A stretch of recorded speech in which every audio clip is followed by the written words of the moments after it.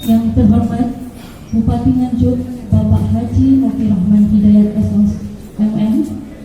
Yang kami hormati Wakil Bupati Nganjuk, Ketua DPRD Kabupaten Nganjuk, anggota Forpimda Kabupaten Nganjuk. Yang kami hormati Asisten Pemerintahan dan Kesra beserta Kepala OPD Kabupaten Nganjuk.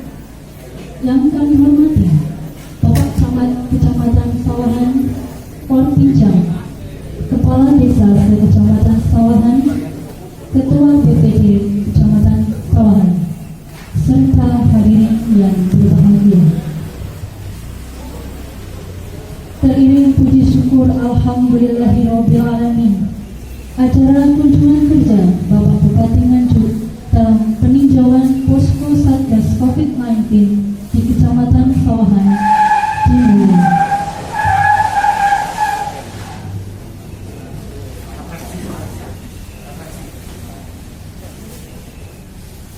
Serangkaian acara ini akan diawali dengan penyerahan secara simbolis disinfektan dan termogan kepada Kepala Desa se-Kecamatan Sawahan. Kepada Bapak Bupati, kami persilakan. Penerima kami silakan untuk menempati tempat. Dan yang terhormat kepada Bapak Bupati untuk menyerahkan secara simbolis kepada Kepala Desa se-Kecamatan Sawahan.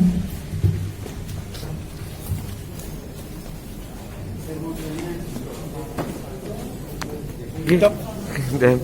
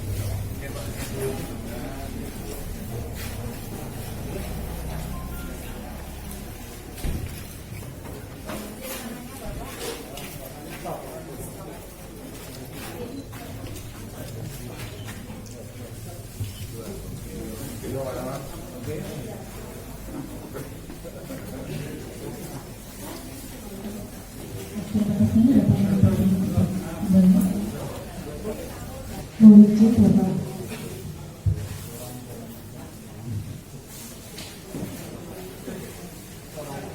Panduan pembuatan disinfektan protestan dengan konsentrasi 0,4%. Sebelum menggunakan dan mengejarkan disinfektan, kita menggunakan APD. APD untuk pembuatan masker, kemudian sarung tangan dan penutup kepala. Untuk 1 galon atau 20 liter obat dicampur 500.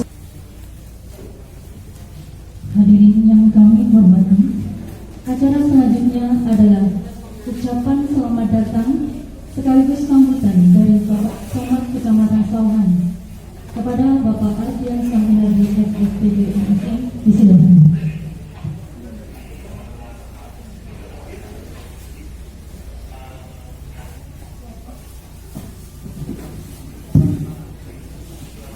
Terima kasih. Assalamualaikum warahmatullahi wabarakatuh.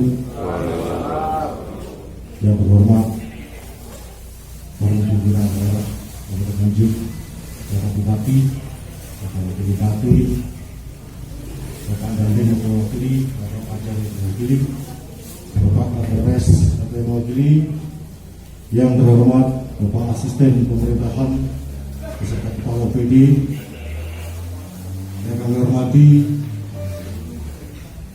Forum Pimpinan Kecamatan, Bapak Kapolsek, Bapak Dan Ramil, rekan-rekan dari Puskesmas Sawahan, Kepala Puskesmas, Yang kami hormati pula Kepala Desa, Ketua BPD Kecamatan Sawahan, dan saya muliakan dan saya hormati mbah-mbah selaku penerima sembako bantuan dari Bapak Bupati dan Pak Wakil Bupati.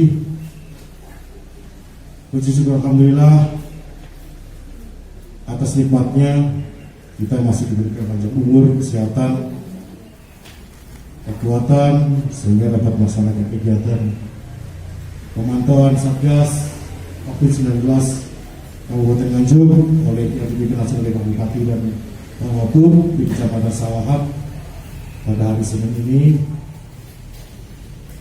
serta Sawahan yang ODR sejumlah 747, yang ODP 1 orang dan OTG 6 orang, dan itu pun sudah dilakukan rapid test dan hasilnya sementara masih negatif, dan mudah-mudahan selalu negatif tidak ada yang positif di wilayah Kecamatan Sawahan.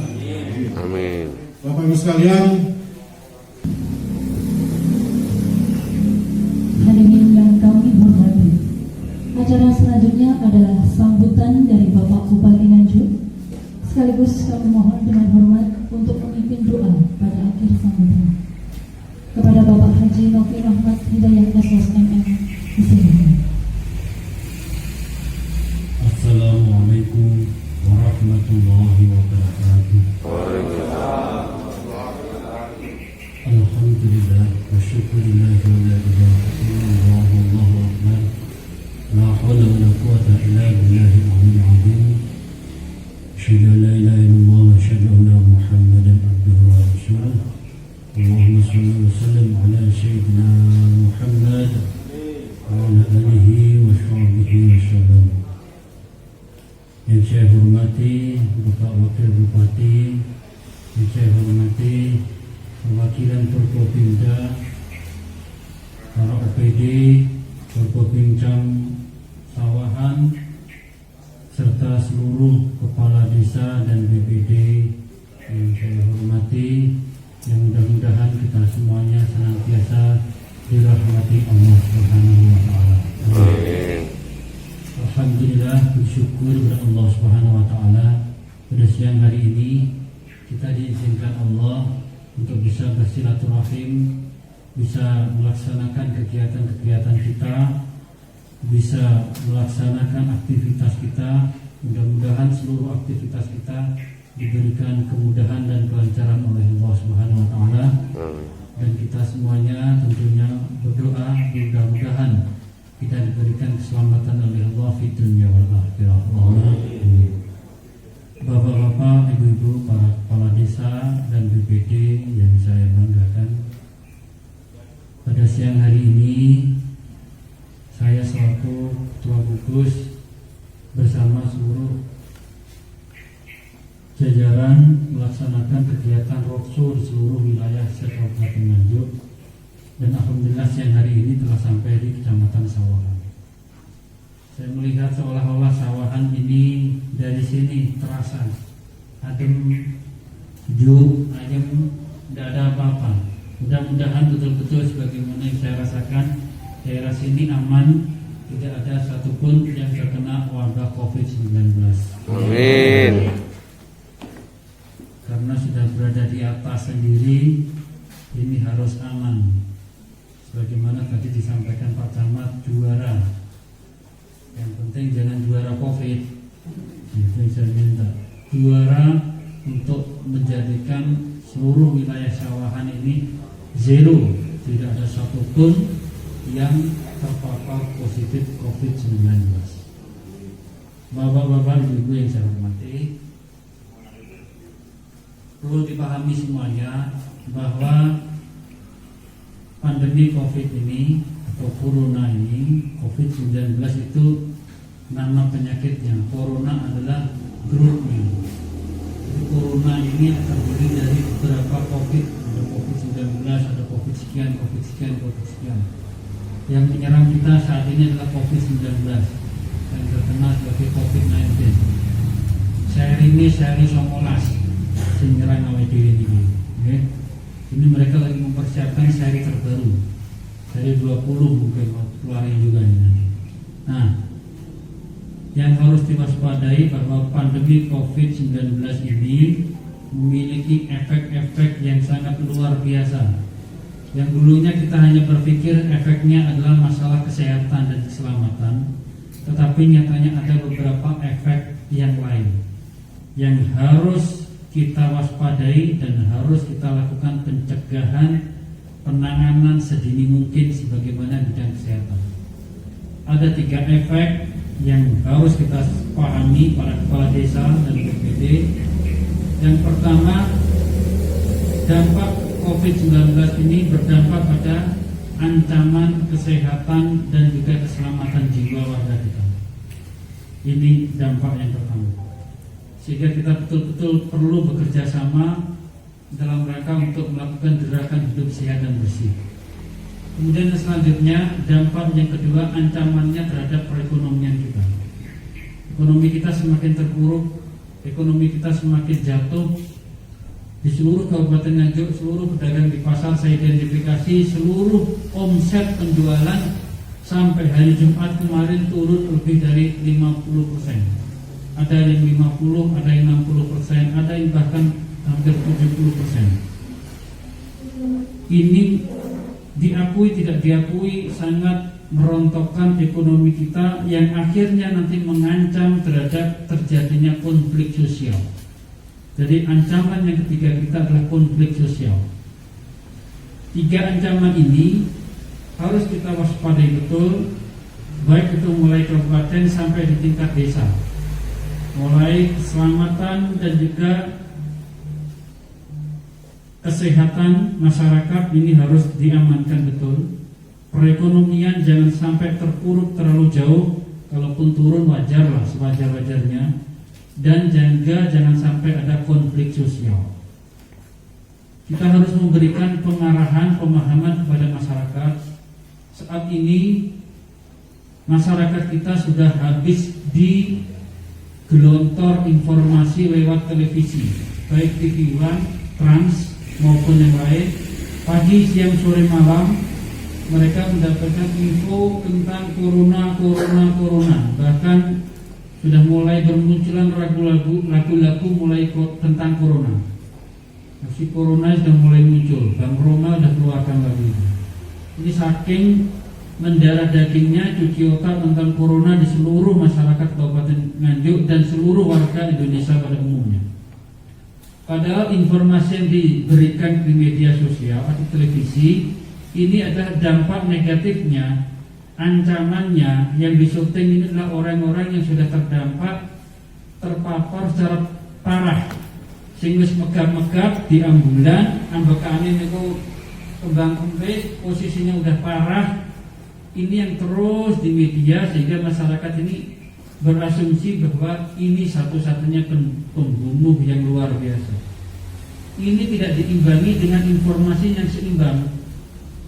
Seharusnya televisi juga memberikan informasi yang berimbang bahwa COVID-19 bisa disembuhkan dengan cara mengikuti protokol-protokol kesehatan.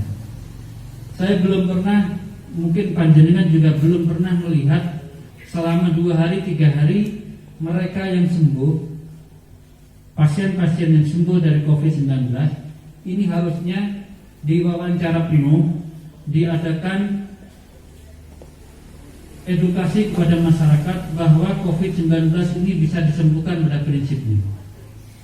Dan perlu diketahui informasinya ini harus ada juga belen bahwa mereka yang menjadi korban COVID-19 pada umumnya usianya sudah di atas 70 tahun. Usianya sudah 90 tahun, 80 tahun. Di Italia yang menjadi korban yang paling banyaknya adalah orang-orang manula, usia di atas 70 tahun, hampir mendekati 90 tahun, ini yang paling banyak. Tentunya mereka sudah memiliki penyakit bawaan atau penyakit turunan, entah itu jantung, entah itu ginjal, darah tinggi, kencing manis, iki wis duwe. Sehingga COVID ini berkoloni menjadi satu dengan penyakit bawaan langsung menyerang kepada pasien, dan ini yang banyak mati.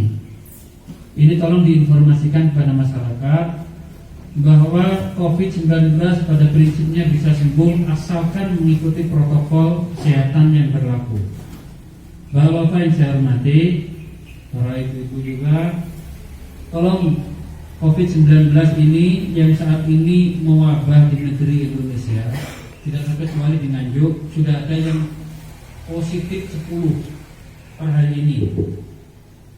Ada 10 yang positif.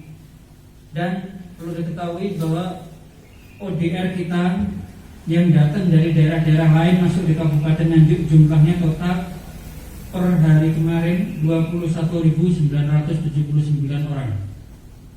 Ini memiliki resiko juga. Kemudian ODP kita 51, PDP kita 22, dan OTG, orang tanpa gejala, yang ini bisa jadi membawa penyakit positif, ini ada 394 orang. Jadi derajat makomnya yang paling dhuwur, nomor 1 ini terpapar konfirmasi positif. Saat ini sore ini OTG, orang tanpa gejala. Mereka yang sudah pernah berhubungan langsung, kontak entah salaman, entah diskusi, entah duduk satu meja, satu ruangan dengan pasien yang positif, ini ada 394 orang. Namanya OTG, orang tanpa gejala. Dan yang PDP, pasien dalam pengawasan ada 22. Sedangkan ODP, orang dalam pengawasan ada 51. Ini ancaman-ancaman yang ada di Kabupaten Nganjuk, ini harus kita minimalisir dengan cara mengikuti arahan dari pemerintah baik kabupaten maupun provinsi dan pusat. Dengan cara 1, seluruh wilayah Kabupaten Nganjuk wajib melaksanakan social distancing maupun physical distancing. Dengan cara apa? Beraktivitas dengan menjaga jarak seperti kita ini. Kemudian tidak melakukan kumpul-kumpul dalam jumlah yang cukup banyak dan dalam ruangan yang terbatas serta berdekatan. Ini tidak boleh. Ini sangat rawan sekali. Ini yang pertama, social distancing dan juga physical. Kemudian yang kedua, tolong jenengan laksanakan protokol keamanan di wilayah desa masing-masing dengan cara mensosialisasikan, menginternalisasikan warga untuk memakai masker, supaya masker ini bukan menjadi barang yang aneh lagi, tapi menjadi suatu kebiasaan. Setiap warga, setiap mau keluar rumah disuruh memakai masker. Jenengan bersama BPD dan juga mungkin perangkat desa kelilinglah ke desa, bawa sepeda motor, bawa sepeda boleh, bagian daftar untuk apa? Mensosialisasikan jenengan betul nopo mixing cilik iki lho. Ibu apa tadi medal ten griya monggo gawe masker.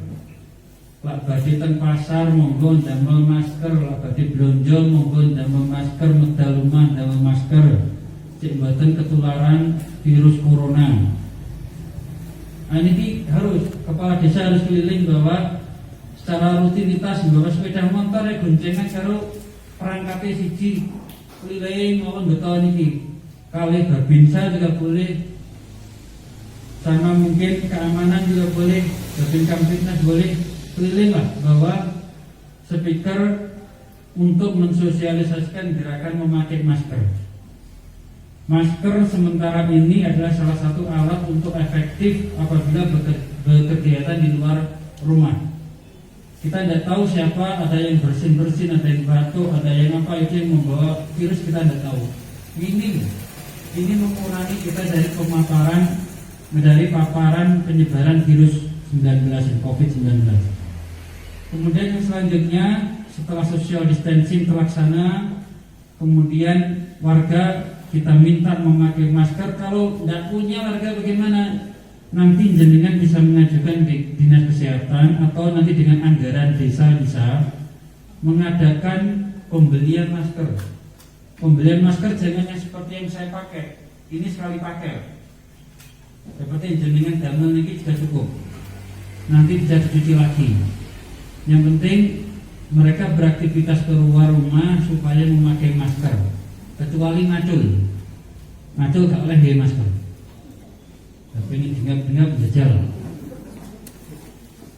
Macul dicepot maskernya. Nah, niki napa matili napa? Niki cengkeh. Nah, itu dicepot, tapi metu teko omahe gawe. Dari rumah kamu ke sawah gawe, ke sawah dicepot. Gak usah digawe. Pak digawe berarti sakti. Anggotane dandane macul kalau ngene iki gembos. Kemudian yang selanjutnya, ini masih saya lihat banyak desa-desa yang tidak ada tempat cuci tangannya, banyak sekali. Tolong Bapak, pada para kepala desa, ibu-ibu juga, tolong tidak bosen-bosen kita minta warga yang punya warung, yang punya toko di depan rumahnya ada tempat cuci tangan. Harus Pak, boten wonten mungkin dengan anggaran desa yang ada jenengan bantu. Kalau enggak jenengan mengajukan ke gugus, butuh bantuan berapa, nanti kami akan upayakan kami bantu dengan jerigen-jerigen yang kosong yang bisa digunakan untuk tempat cuci tangan. Ini harus bagian daripada ikhtiar kita untuk melakukan pencegahan COVID-19. Jadi nanti diidentifikasi di seluruh wilayah panjenengan semuanya. Kemudian yang tidak kalah pentingnya, saya memberikan instruksi kepada semuanya biar sejalan dengan MUI atau MUI, sejalan dengan maklumat Kapolri dan juga instruksi Presiden bahwa sholat Jumat di seluruh wilayah Kabupaten Nganjuk, mohon kepada seluruh kepala desa saya minta sholat Jumatnya diganti dengan sholat zuhur sementara waktu. Pak, daerah kulo aman, nggih, alhamdulillah wa syukurillah aman. Tetapi tetap dijaga, tetap tidak boleh ceroboh. Misalkan ini sawahan mriki, masjidnya tidak ditutup dengan alasan aman Pak, daerah kami hijau, tidak merah, alhamdulillah. Tetapi apakah panjenengan yakin ada salah satu jamaah yang datang itu ternyata adalah tamu dari luar kota yang mampir ikut sholat Jumat yang ternyata membawa virus? Kan tidak tahu. Akhirnya satu masjid ketularan. Kemudian fenomena yang terjadi lagi di kota-kota, ini penduduknya Nganjuk dengan kota, karena kota sudah mulai ditutup masjidnya untuk diganti sholat zuhur. Niki wargane sing ngengkel, ilmu ngengkel niki sing duwi. Niki klutusan tengene desa-desa. Nggawa sepeda motor, nggawa mobil, golek masjid sing dibuka.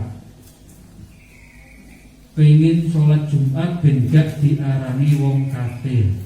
Loh, niki yang harus diantisipasi, ini yang keliru. Mereka yang tidak paham pasti akan cari-cari. Sinyal muni ngengkel-ngengkel alasan apapun pasti akan nyari masjid.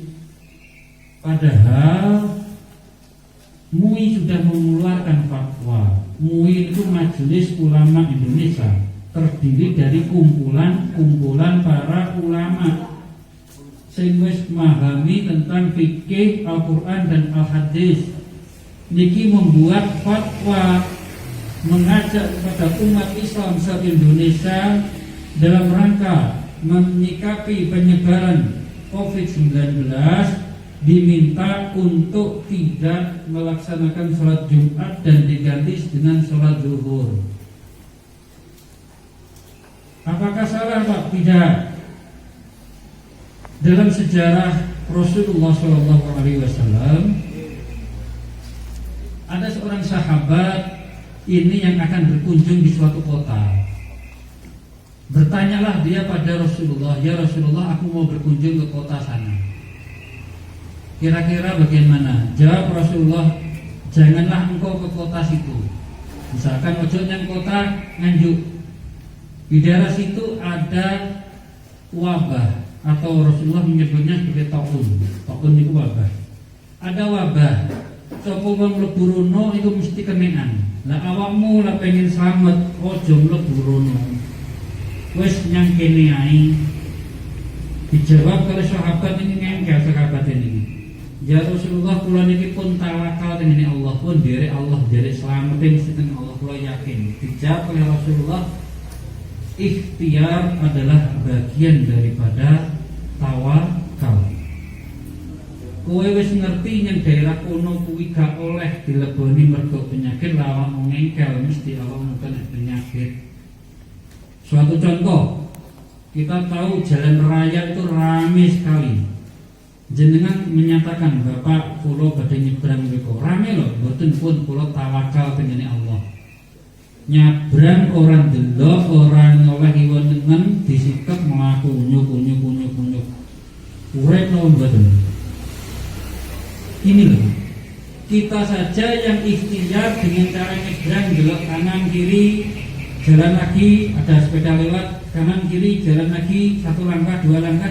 Ini aja kadang isih ora selamat ya. Apa bener sing mujur saran dewe aturan. Nah ini loh. Ini saya mengajak, tolong takmir diberitahu, imam diberitahu bahwa MUI mengeluarkan fatwa demikian. Terus bagaimana Pak nanti dengan sholat taraweh? Ada tadi sudah saya baca dari mana Menteri Agama juga sudah mengeluarkan edaran bahwa sholat taraweh ini dilaksanakan di rumahnya masing-masing. Tadarus juga dilaksanakan di rumah masing-masing. Bukankah Rasulullah SAW menyampaikan, janganlah engkau jadikan rumahmu ini seperti kuburan. Maksudnya apa? Tidak ada bacaan Al-Quran sama sekali. Nah, afdolnya luar biasa, makanya tadarus dilaksanakan di rumahnya masing-masing selama bulan suci Ramadan ini dalam rangka penekanan penyebaran COVID-19. Jadi sholat Jumat, sholat taraweh, ayo kita laksanakan di rumah masing-masing. Kalaupun toh terpaksa dilaksanakan di musola, batasi betul-betul dan laksanakan protokol kesehatan. Ini harus dilaksanakan. Yang wajib sholat Jumat aja ada dispensasi, apalagi sholat taraweh. Ini juga ada dispensasi. Jangankan itu, jenengan sholat sendiri di rumah, sholat taraweh sendiri tidak ada temannya, sah secara hukum. Rasulullah pernah melaksanakan sholat sendiri di rumahnya beliau, diikuti oleh sahabat Abu Bakar. Pada waktu itu Rasulullah sedang sakit melaksanakan sholat sendiri. Ditanyalah dengan sahabatnya, Rasulullah, kenapa engkau sholat sendiri? Karena aku sakit. Apakah sah sholat sendiri? Boleh ya Abu Bakar, silakan laksanakan. Abu Bakar juga pada suatu waktu juga melaksanakan sholat sendiri, sehingga sah melaksanakan sholat taraweh di rumahnya sendiri. Dan sholat Jumat dilaksanakan di rumah diganti dengan sholat zuhur. Ini bukan berarti kita tidak mengindahkan apa yang disampaikan oleh Al-Quran, tapi ada Al-Quran yang lain yang juga memberikan hukum, yang memberikan kemudahan. Nah, kira ini hukum abot, kalau hukum enteng, jenengan milih pundi? Enteng apa abot? Wes tak takoni neh, gampang ani. Jenengan pun khatam Quran pinten? Maca Quran khatam sak tebel 30 juz. Pangeran mun setahun pisan. Setahun pisan paling bukan me alif lam mim dzalika kitabul la raiba fihi sadaqallahu alazim. Rumah kita ngaji. Nyer ya rasane. Niku hukume maca sak Quran tebel 30 juz niku sae. Tapi enek sing hukum sing luwih memberikan kemudahan. Cukup maca kulhu ping 3, falak ping 3, anas ping 3, ganjarane padha kaya maca ngatami Al-Qur'an. Milih pundi jenengan? Lele.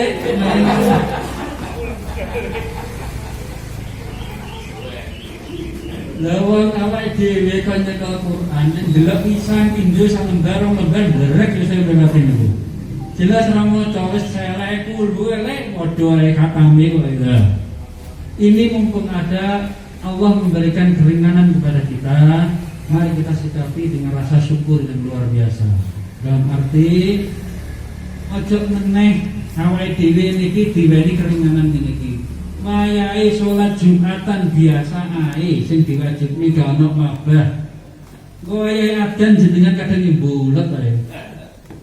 Aku roh nek Pak Camat kadang kaya adzan nggih jenengan dhisik-sik tak dhisik. Nyelintru.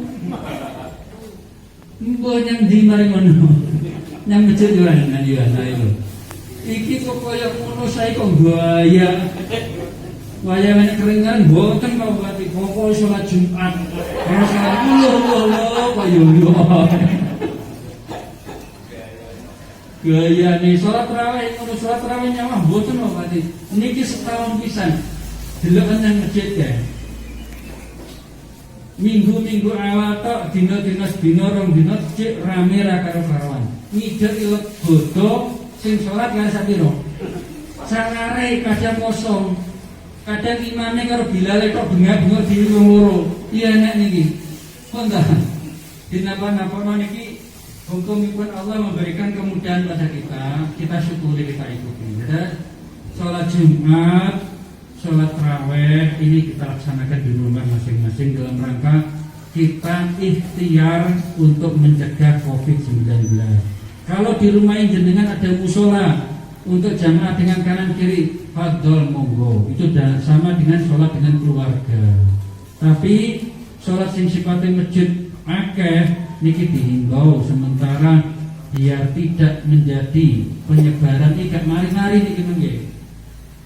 Niki sing nang kene do mengi ngengkel kanggo sholat Jumat. Akhire sing nang kono-kono sing ketularan gak krasa mlebu nang kene. Nular samatan sawahan ini yang saya tidak mau nanti, ya. Tolong betul-betul dilaksanakan.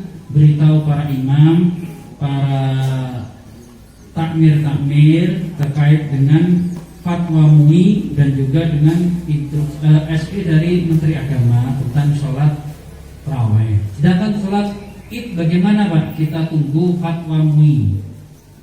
Sementara kalau sholat Id menurut Menak ini juga sementara ditiadakan. Sementara, tapi nanti nunggu fatwa dari MUI. Kalau sholat zuhur, sholat Jumat sudah, sholat tarawih juga sudah, sementara diganti dengan jamaah di rumah masing-masing, dengan istrinya, dengan anaknya. Pak, nggak usah bilali Pak, sah mangga.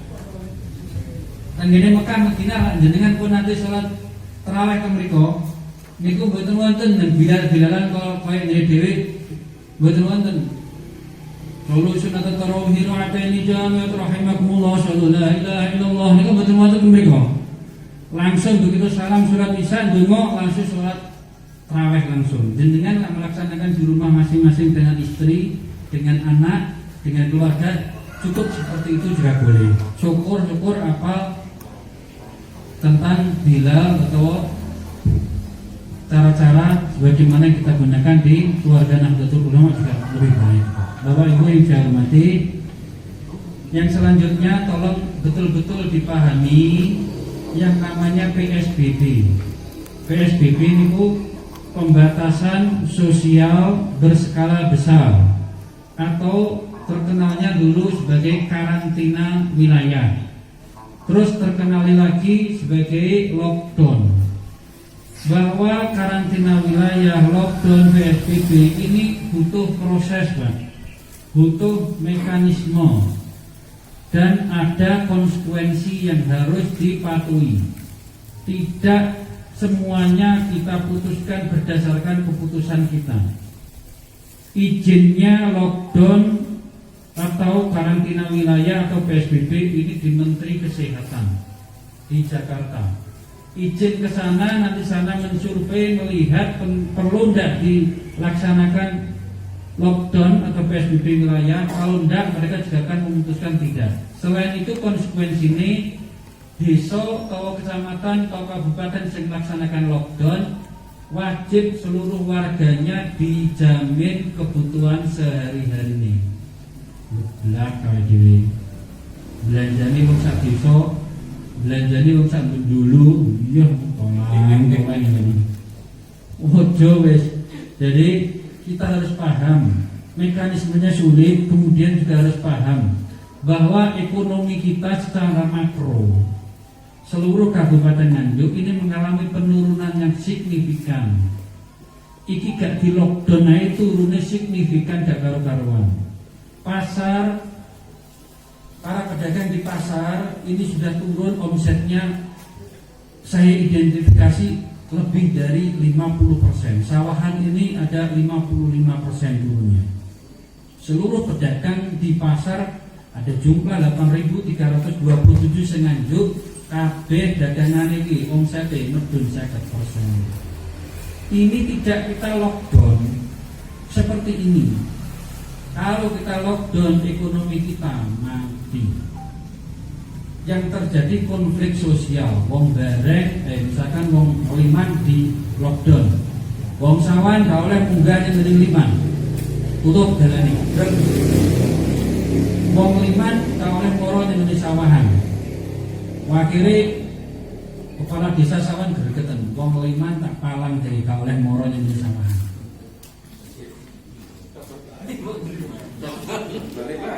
Yang terjadi bagaimana? Yang terjadi lama-kelamaan nanti saling menutup desa satu dengan yang lain, akhirnya konflik, akhirnya ekonomi podo mati. Ini tidak boleh. Kita harus berpikir secara logis jauh ke depan.